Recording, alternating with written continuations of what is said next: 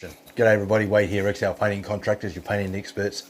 So today we're going to talk a little bit about the elephant in the room. If you've got an older home that's 70 plus, from the 70s going back, is it time to have that house stripped down before you're putting paint on it?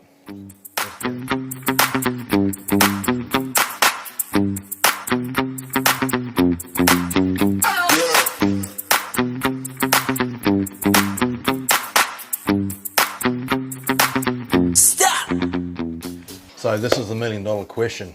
You have a home that's 70s or older, could be a bungalow, a villa, a 70s home, 50s, 60s, 40s, you name it. You've got a home that's been around for quite some time and you know it's got a lot of paint on it and it's been done before and there's been a bit of scraping that's gone on and maybe a bit of mender paint, but they haven't really addressed the elephant in the room, and that is it really time to look at getting it repainted? Now, some of the issues that can happen when you go over old paint that's been around, like I've talked about with bubbles, but you can have a systemic issue where it just continues to fail.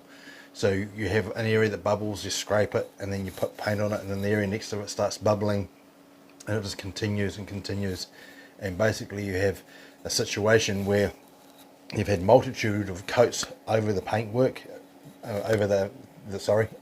you've had multitudes of paint over the original substrate. Now, right, so your house is pre-70s or 70s and older. It's a villa, it's a bungalow, it's a 70s home, it's an old cottage. It's been around since Moses is walking around, and you're not sure if you can paint over it or if it's time to be stripped down. Now, I'm going to say this, as I have in the previous videos. If you've got a painting contractor come in, and make sure that they've got the qualifications to do the job, meaning that they can show through jobs done in the past. There's references, preferably a master painter. In fact, from now on, I'm going to basically say that I only endorse that you get another master painter in, so that's apples for apples.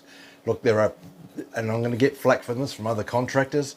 I really don't care, because the thing is, if you're a good contractor, in fact, you're like me, many years ago, I didn't think there was any need to be part of master painters. It's like, I know what I'm doing, I'm quality.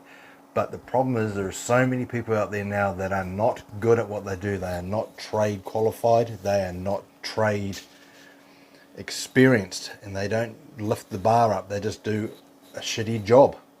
And they leave people. I've had somebody in as my witness, this has happened in the last few days. I had somebody that was comparing me to someone who says that they come from Australia and they're a doctor, and they're doing a bit of painting on the side. I mean, I don't even want to get started on that. That just is ridiculous. So getting back to it, make sure that if you're going to get your house stripped, that it's somebody who's got a track record and knows what they're doing. Go to your paint manufacturers, suppliers like Resine, Dulux and Wattle, and see if they've got any recommendations. Master painters is the port of call. As far as I'm concerned, you should be looking for painters that are backed by master painters, because it means you've got protection as well. So, how do you know if your house needs to be stripped? Well, that's the big question, isn't it? And the first thing is to get painters to come out, or a manufacturer to come out and take some tests, some samples, so they can test parts of the house to see how well all that paint is bonding. But the issue is, when you've got so much paint on your house and there's been so many coats prior to it, you start to lose some of the detail in the home. It can start looking a bit, you've got, especially around your windows and things, where it's like you've got to strip it down because those window jambs aren't closing properly. You've got hinges that got that much paint on them that you can barely tell that it's a hinge anymore. If that's what you're seeing on your house, and you're starting to see areas where you can see it's been scraped down with a Limbite or something, and it's been patched and painted, and that, there comes a point where you just have to bite the bullet and say, right, let's start again. Let's get that substrate clean again and start with some new paint, because eventually you're going to get a point where one day some paint's going to go in there and you're going to get a mass failing.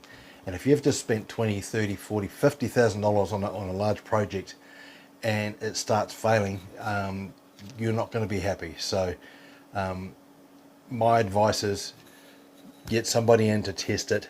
If you've got an older home and it hasn't really been looked after, the maintenance hasn't been kept up, there's a good chance that when you're looking to get it painted, that you're going to need to look at having it stripped back. The results can be amazing. I mean, like mind-blowing. The whole look of the house can look, the lines can be sharpened up again, and all those underlying issues that they've been concerned about. There might be some rotten timbers and rusted areas, you know, that haven't been addressed for years, like, you know, 60, 70, 80 years or more. So this time of year is the time to get it done. Don't wait till winter to get your painter to come in and have a look at it. Get it done now. So in conclusion, when do you get your house stripped? When it gets to the point that the next coat could be the failing. How do you know that? Really, there's only one way, and that's for someone to come out and do an inspection. This is a consultation. This is basically someone coming out and testing the whole area, checking for a failing. Make sure that they test for lead. There will be lead in it if it's an older home, but just that's a good way to find out if the house has been stripped in the past, is to test for lead. So I hope that helps. As always, if you need any help or any further information, hit me on Facebook, go to the website, go to my email, contact me on my phone number, 027 222 1047. You should know it by now. So hit me up, and I'm more than happy to answer any questions. And anything I don't know, I'll find the answer to, and I'll get back to you. All right, so talk soon.